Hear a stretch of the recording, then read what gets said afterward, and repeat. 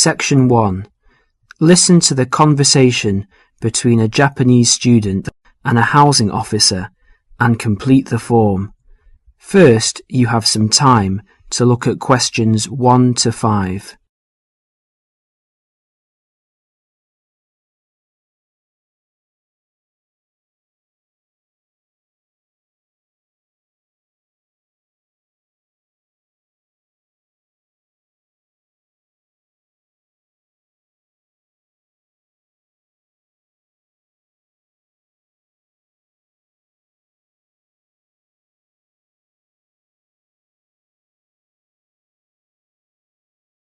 You will see that there is an example which has been done for you. The conversation relating to this will be played first. Yes, what can I do for you? My friend is in a homestay and she really enjoys it, so I'd like to join a family as well. Okay, let me get some details. What's your name? My name is Keiko Yoichini. Could you spell your family name for me, please? Yes, it's Yoichini. That's Yuichini.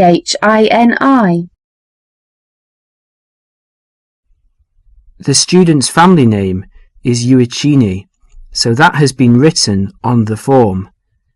Now we shall begin. You should answer the questions as you listen, because you will not hear the recording a second time. Now listen carefully and answer questions 1 to 5. Yes, what can I do for you? My friend is in a homestay and she really enjoys it, so I'd like to join a family as well. Okay, let me get some details. What's your name? My name is Keiko Yoichini. Could you spell your family name for me, please? Yes, it's Yoichini. That's Yuichini. And your first name? It's Keiko. Keiko. That's Keiko Yuichini. Okay. And you're female. And your nationality? I'm Japanese. Right. And could I see your passport, please? Here it is. Okay, your passport number is JO6337. And you are how old? I'm 28 years old.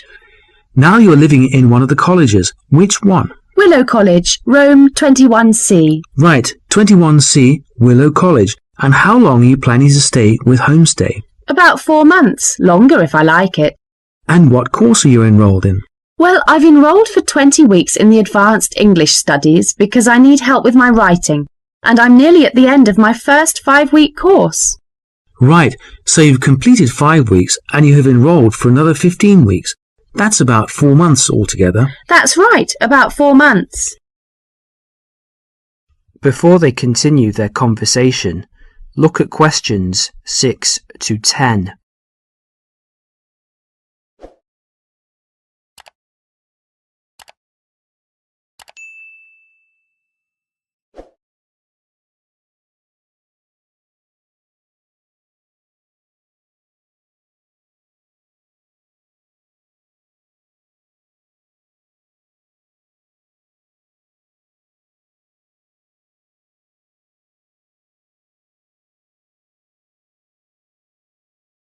As you listen to the rest of the conversation, complete the form by filling in the numbered spaces 6 to 10. Okay, do you have a preference for a family with children or without children? I like young children, but I like to be with older people. You know, I like someone of my own age. Okay, and do you smoke or drink? No and no. Would you mind being with a family of smokers? Yes, I would. I don't like smoking. I'd rather be with a family of people who do not smoke or drink. Okay, and what about pets? Oh, I love animals. I'm a veterinarian, so that's fine. The more the better. All right, now what about you? Are you a vegetarian or do you have any special food requirements? No, I'm not a vegetarian, but I don't eat a lot of meat. I really like seafood. And what about your hobbies? I like reading and going to the movies. Do you play any sports? Yes, I joined the handball team, but I didn't like that, so I stopped playing. You know, I played tennis on the weekend with my friends. All right, let's see. Name, age, transport. Are you familiar with the public transport system? No, I'm not really, because I've been living on campus. I've been to the city a few times on the bus, but they're always late. What about the trains? I like catching trains. They're much faster. Well, let's go and check on the computer to see what I've got. Listen, would it be okay to leave this with me? Could you come back after class this afternoon? Yes, of course. I'll check my records and I will give you details this afternoon. Thank you for your help. It's a pleasure. I'll see you this afternoon. Bye. Bye. That is the end of section 1. You now have half a minute to check your answers.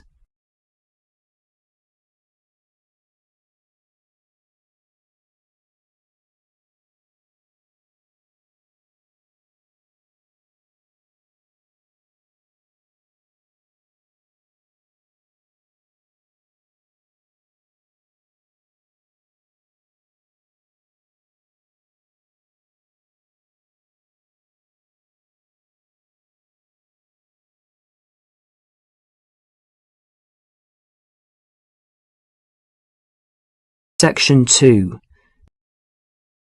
You are going to hear a talk given by a tour guide about travel to Esnia. First look at questions 11 to 14.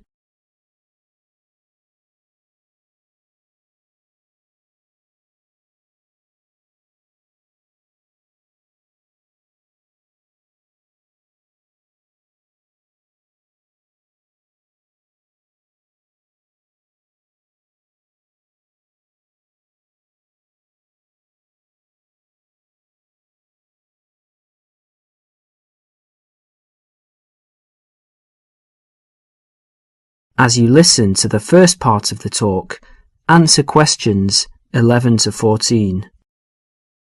Hello everyone. As you know, this agency has specialized in tours and independent travel to Esnia for over 20 years. It's a magnificent place to visit, but it's not always as easy or as comfortable as it might be. So this tour is designed to help you handle the bureaucratic hassles and give you time and energy to enjoy the beauty of this breathtaking country.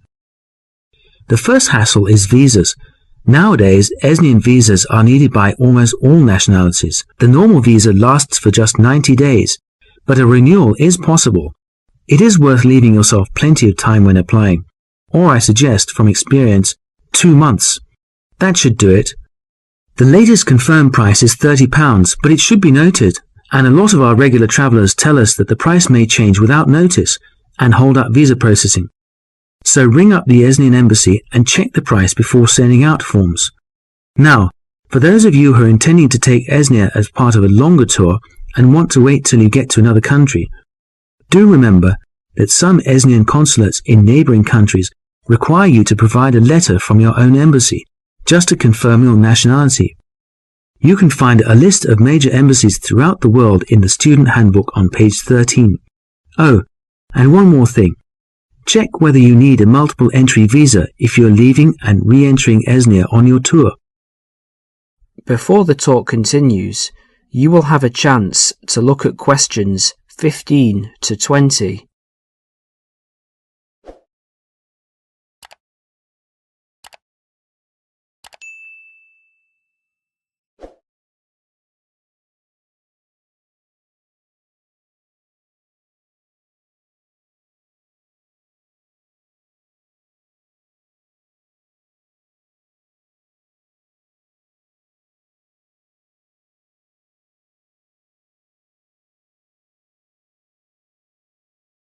As you listen, complete the summary and answer questions 15 to 20.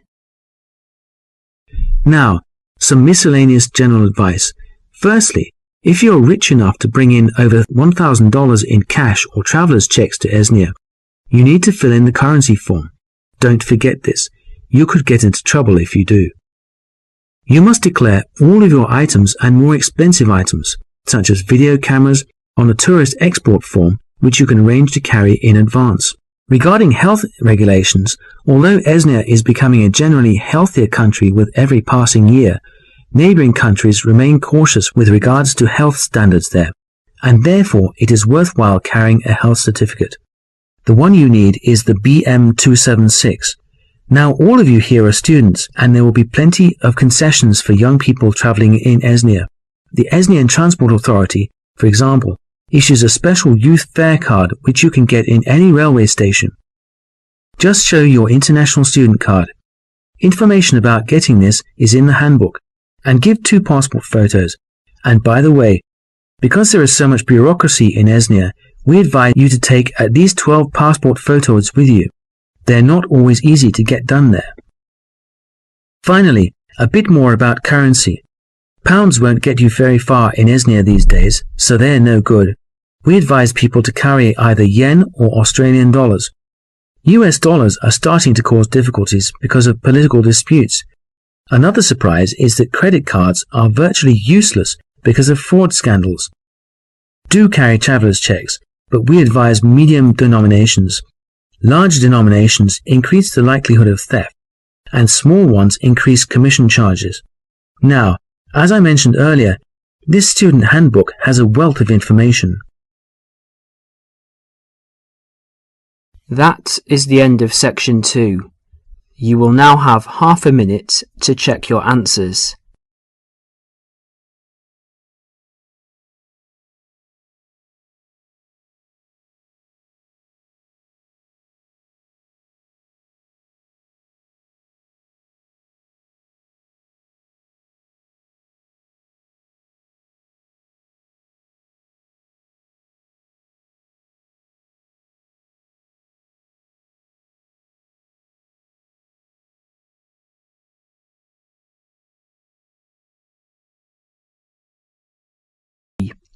Section 3. In this section, you will hear a discussion about shopping habits.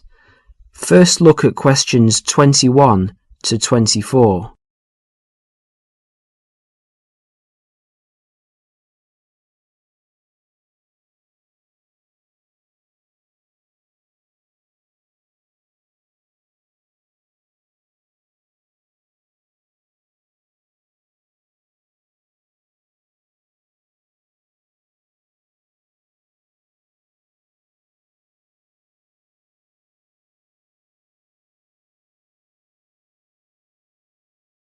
As you listen to the first part of the discussion, answer questions 21 to 24.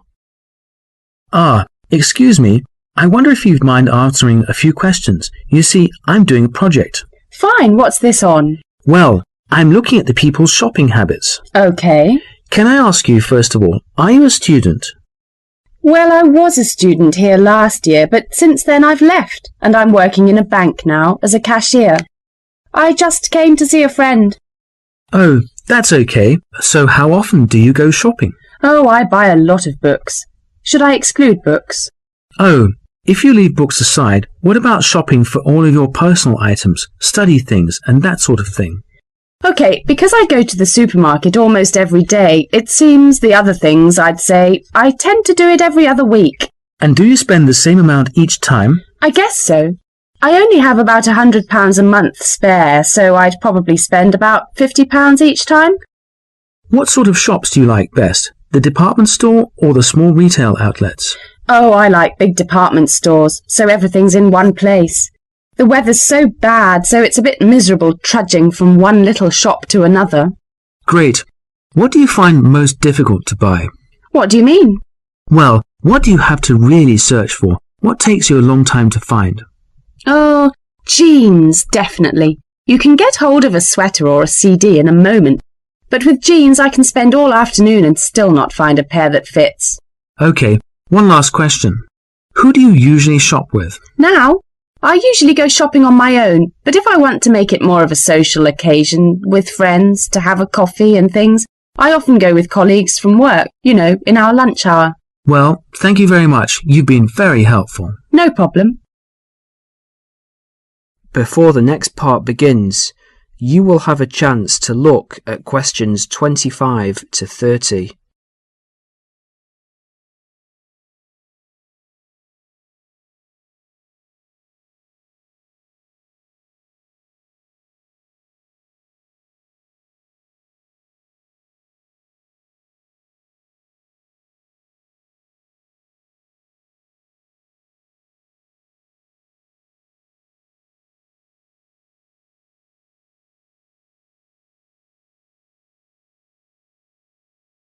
As you listen, answer questions 25 to 30.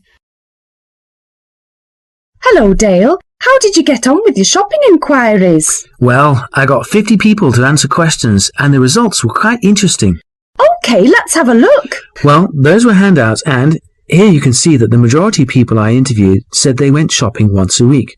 Most often, that was the weekend. Right. For those people who spend enormous amounts of money, if you see this chart, you can see that half the people spend £45 a month, and while 15% of people spend more than that, an average of £75, the rest spend relatively small amounts. Even the regular shoppers spend no more than £20 a month. Window shoppers. Yes, I asked them what kinds of shops they prefer, and the response was unanimous. Everyone went for department stores. I think that's what young people today want. That's understandable. And that's a useful statistic, I think. I also talked to them about the things they found most difficult to buy. I thought the answer was going to be something like books or study materials, but it's always clothes. They have problems with things related to hobbies. As far as sportswear is concerned, they complain about the lack of shops that sell it. Not many had trouble buying sweaters and things like that, but shoes and trousers were really problematic. Was that, again, because there just isn't enough variety? Yes, they say everywhere they just come across the same styles, so they just give up after a while. I know what they mean. Lastly, I asked them whom they want to shop with. That is the end of section 3. You will now have half a minute to check your answers.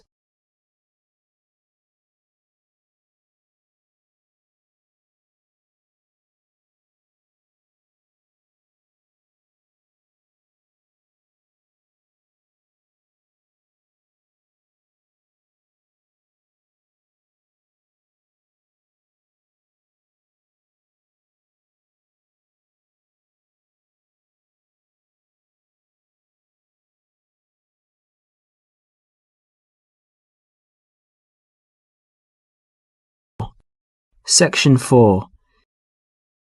In this section, you will hear a lecture about study and answer questions 31 to 40. First look at questions 31 to 40.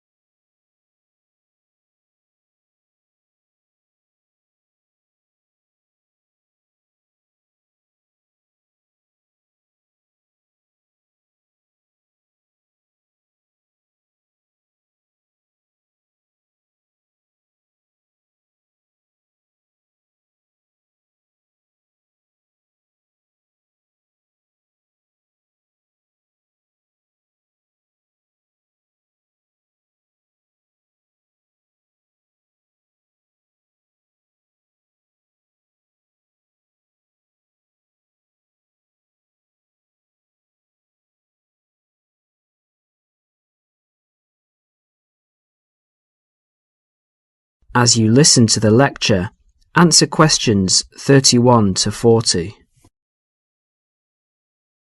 Can anybody hear me? Is this microphone working? Good. Now, welcome everybody to the second of these lectures on successful study at college. Yesterday we looked at housekeeping issues, where to find information, how to use the library computer system and so on. Today we're going to cover an issue that will be vitally important to you all throughout your time here at college, and that is time management. Hundreds of books have been written about time management, and those of you who are interested in doing some extra reading on the subject are very welcome to see me after the lecture, as I have a book list here and some other useful materials. Now, time management. In the past, this used to mean making a list to plan for every hour of the week and then try to stick to this plan.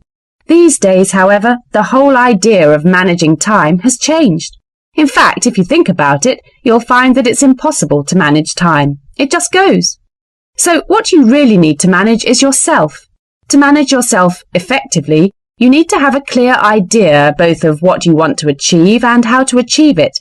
In other words, you need to set goals, and you need to move towards achieving these goals in an efficient and systematic way. Most coursework at the college is set by mid-semester, and at the end of the semester usually involves 2 written assignments of between 1,500 and 3,000 words in length. If you look around you at college, you will see that during the first weeks of the term, everyone looks cheerful and focused, followed by a change around week 6, assignment time, when people start to look a bit stressed. The library reports that an increasing number of students become angry when books are not available. So what's happened? Has everybody become suddenly irritable and angry for no reason? Not quite. The reason is that people have not managed their resources well. They have not set priorities for reaching their goals and, as a result, some of them realise they are going to do badly with their assignments. This will not be because they lack intelligence or love of the subject. They will fail because they did not have a clear idea of what they have to do and how long it should take them. Let's step back a minute. What do we mean by establishing goals? Well, basically, it means deciding what you want to achieve. In other words, deciding on the results that you want to achieve. The students that I've mentioned found themselves very stressed, mainly because they have an assignment to do. But they did not fully think through the effect that this would have on their day-to-day life. There's an awful lot of spare time in a day. For example, if you manage to spend some of that time, even just 1 hour, on an activity that helps you with your study, that 1 hour could have a major impact in your course, particularly if you make it a regular habit. I'd like to ask you now to have a look at the planners in your information kits. You will see that there are 3, 1 term planner, 1 weekly planner, and 1 daily planner. The term planner is to help you get an overview of everything that you will need to do for the term. The weekly planner is to help you week by week, and the daily planner will help you with the really detailed planning. Before we go any further, I would like you to make a note in your daily planner right now. I want you to picture how you could make a major difference in your life by spending just 1 hour a day on some activities for the next term. Background reading, for example, or preparing a bibliography. Now imagine the benefit at the end of the term. The term diary and the weekly diary are the most important ones. However, a week is really the shortest time you have to establish an overview of your time for planning purposes. Now you need to set priorities for the term. Work out how you could achieve those priorities and the results that you desire. If you can get into the habit of planning like this, you'll soon find that you've actually had more time than before to spend on relaxation and other activities that you enjoy.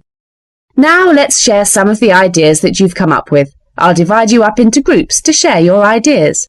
OK. That is the end of section 4. You will now have half a minute to check your answers.